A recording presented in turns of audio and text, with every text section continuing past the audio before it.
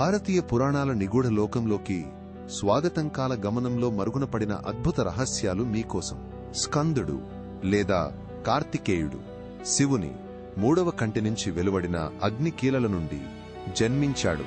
ఇది సృష్టిలోని మహత్తర శక్తుల సమతుల్యతను సూచిస్తుంది.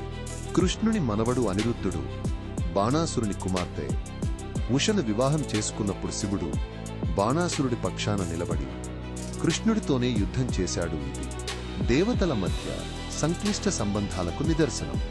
శ్రీకృష్ణుడు ఉపయోగించిన దివ్య శంఖం పాంచజన్యం. అది పూర్వం పాంచజనుడు అనే శక్తివంతమైన రాక్షసుడి ఎముకల నుండి ఉద్భవించింది.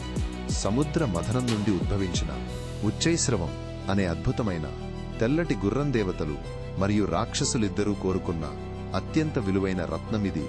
సకల గుర్రాలకు రాజు కన్నప్ప నాయనార్ అనే గొప్ప శివభక్తుడు తన అపారమైన భక్తిని నిరూపించుకోవడానికి శివుడి కంటికి బదులుగా తన కళ్లను సమర్పించాడు. ఇది నిరుపమానమైన త్యాగం లాంటిది. మహాభారతంలో చిత్రరథుడు అనే గంధర్వుడు విశ్వామిత్రుని శాపం వల్ల గుర్రంగా మారి అర్జునుడికి సారథిగా సేవ చేసి తిరిగి తన నిజ రూపాన్ని పొందాడు. బ్రహ్మదేవుడికి మొదట 5 తలలు ఉండేవని. కాని శివుడు తన సృష్టి సామర్థ్యం గురించి బ్రహ్మ చేసిన అహంకారం కారణంగా ఒక తలను ఖండించాడు. అందుకే ఆయనకు 4 తలలు మాత్రమే మిగిలాయి. 1000 చేతులున్న వీరుడు కార్తవీర్యార్జునుడు పాలించిన మహిష్మతి నగరం రావణుణ్ణి కూడా బంధించిందనే కథ పురాణాల్లో ఉంది. ఇది అతని అద్భుత శక్తికి ప్రతీక.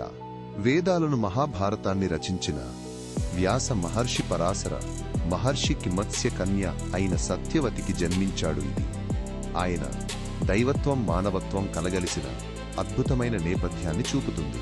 పురుషోత్తముడు యయాతి మహారాజు తన వృద్ధాప్యాన్ని తన చిన్న కొడుకు పూరుడికిచ్చి తిరిగి యవ్వనాన్ని పొందాడు. కాని చివరికి పూరుడే రాజ్యానికి వారసుడయ్యాడు. ఇది కోరికలు త్యాగాల చక్రబంధాన్ని వివరిస్తుంది.